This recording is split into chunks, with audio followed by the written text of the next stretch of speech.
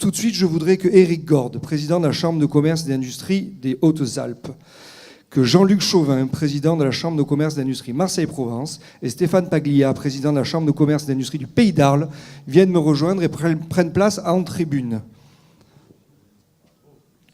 Messieurs, bonjour. Alors pendant que vous vous installez, je vais rappeler une règle du jeu qui est super agréable. C'est qu'en gros, vous avez 3 minutes chacun. Allez, vous avez 3 minutes 30 chacun. Vous venez de prendre 10% de temps de parole. Philippe nous a déjà fait gagner 1 minute chacun. Monsieur Chauvin, ça, la règle du jeu ne fonctionne pas comme ça. Vous avez 3 minutes 30 chacun pour nous présenter les 3 grands enjeux qui figurent dans le document stratégique 2016-21, les 3 grands enjeux qui vont déterminer les 3 plans d'action qui permettront d'élaborer les schémas sectoriels que j'évoquais tout à l'heure. Nous évoquions la question des réseaux et nous allons d'une certaine façon y entrer directement. Éric Gorde, vous portez-vous la question relative à la question des connexions. Quand on parle de connexion, ne me regardez pas comme ça parce que j'ai l'impression soit que je me suis trompé dans ma fiche, soit que vous ne savez pas de quoi nous allons parler. Et si vous voulez, on peut aller voir, il y a des jolis tableaux dehors. Non, vous êtes-vous en charge de nous présenter ce grand enjeu sur la question de la connexion des territoires. Quand on parle de connexion des territoires, et je repense à l'introduction d'Alain Lacroix tout à l'heure, est-ce que nous parlons uniquement de connexion virtuelle? Est-ce que nous parlons uniquement de la question finalement de la digitalisation? Ou est-ce que nous parlons aussi de connexion presque classique, presque à l'ancienne, de connexion physique entre les hommes et les femmes du territoire? Oui, le micro est branché.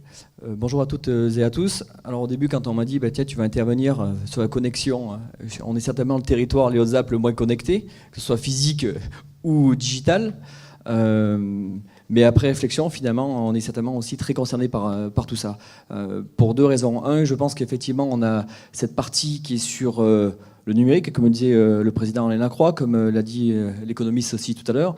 Je pense que les connexions, elles sont aujourd'hui...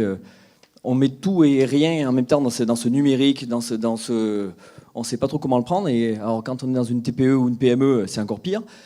C'est que des grands mots, des grands discours. Mais je pense qu'aujourd'hui, effectivement, des territoires, notamment ruraux et de montagne, doivent être absolument connectés. Et il y a beaucoup de retard et on doit accompagner la puissance publique, qui est en l'occurrence la région, sur au moins monter en compétences et les débits sur l'ensemble du territoire pour ne pas être déconnecté du coup de ce qui se passe avec notamment les métropoles, et que nos territoires ruraux doivent aussi avoir le même degré de très haut débit si on veut continuer à développer nos TPE et PME. Donc effectivement, la connexion numérique, elle est importante sur l'ensemble du territoire si on veut que tout le monde puisse se parler à la même vitesse. Après, sur la connexion physique, on va dire plus classique, effectivement, en étant en haut, au nord de PACA, on est quand même, comme le disait tout à l'heure M. Langevin, on est à 100 km de Grenoble, on est à 100 km de Turin. Ce sont quand même et je suis plus près de Turin que de Marseille. Mais je suis très attiré par le fait que l'autoroute A51 qui s'arrête juste au début, à 15 km de Gap, nous permet d'avoir une irrigation naturelle de l'économie. C'est-à-dire que nos entreprises des Hautes-Alpes descendent dans le sud, dans le grand triangle, en fait, on va dire Toulon-Berre, on va dire, globalement. Mais beaucoup la région de Aix et Marseille. On voit bien nos entreprises qui sont sur vos territoires, n'est-ce pas? Voilà. On voit beaucoup moins les vôtres monter, d'ailleurs, c'est ce qui nous arrange. Mais par contre, on est très peu connecté avec l'Italie, qui est pourtant 100 km, très peu connecté à Grenoble. Tout ça parce que l'axe physique n'existe pas. Et avec Nice, n'en parle pas, on est encore moins connecté certainement avec Nice qu'avec Grenoble, certainement. Voilà.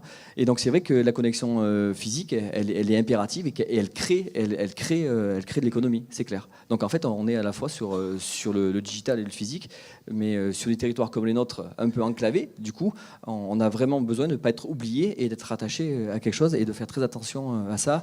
Et les métropoles nous font un peu peur, parce que nous, on n'a pas de métropole chez nous.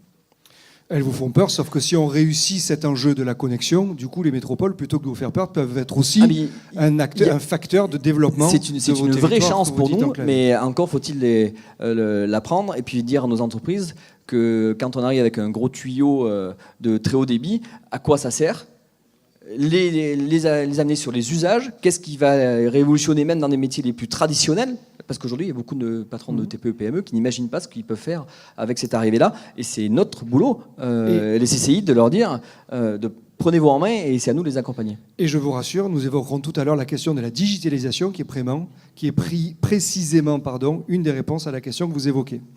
Merci beaucoup Éric Gorde. Jean-Luc Chauvin, vous êtes président, vous, de la Chambre de commerce et d'industrie Marseille-Provence. Vous êtes porteur aujourd'hui du deuxième enjeu du document stratégique 2016-21, un deuxième enjeu qui s'appelle « Relever les défis des filières d'avenir ». Je vais vous poser deux questions. Une question avec deux parties. Quand on parle de relever le défi des filières d'avenir, premièrement, de quelle filière parle-t-on? Et deuxièmement, de quel défi parlons-nous? Alors, et c'est pas parce qu'il y a deux questions qu'il y a 6 minutes 60. Hein. Il y a toujours 3 minutes 30. On passe pas à 7 minutes. Philippe, tu l'as mal formé. Hein? Bon. Non, très sérieusement. Les filières d'avenir, c'est quoi? C'est les filières, quelque part, qui vont accompagner, à côté de ce qui existe déjà aujourd'hui, la création d'emplois et de richesses de demain. C'est par rapport à ce qu'on fait déjà, c'est le nouveau monde qu'elle a décrit dans son introduction, c'est ce qu'on va créer, qu'on va structurer, qui va participer à créer demain. Donc c'est quelque part, si je me mets dans la situation de la région PACA aujourd'hui, pardon, il faut dire Provence-Alpes-Côte d'Azur, sinon on a un blâme, c'est les filières d'excellence. C'est parler des OIR, ce fameux verbe du troisième groupe. Voilà. Et donc, c'est parler des OIR, c'est parler de construire les filières qui sont la réponse économique de demain, à côté de l'économie structurée d'aujourd'hui. C'est un petit peu ça, ces filières d'avenir. La deuxième question, c'était quoi, Fabrice? Et du coup, quels sont les défis pour ces filières? Les défis, c'est comme toute filière nouvelle. Quelque part, c'est comment on les rassemble, comment on se connecte. Quelque part, ce que disait tout à l'heure le professeur Langevin, c'est comment on les rassemble, comment on se met à travailler en synergie, en réseau, pour faire en sorte qu'on accélère la visibilité que l'on a de ces outils, de ces filières, qu'on soit reconnu chez nous, mais aussi à l'extérieur, parce que l'importance de cette, excusez-moi, mais de cet enjeu économique, c'est pas seulement pour nous la Provence-Alpes-Côte d'Azur, mais c'est la place que la Provence-Alpes-Côte d'Azur va avoir en France, en Europe et dans le monde. La Méditerranée est un des éléments. C'est l'enjeu de la création de richesses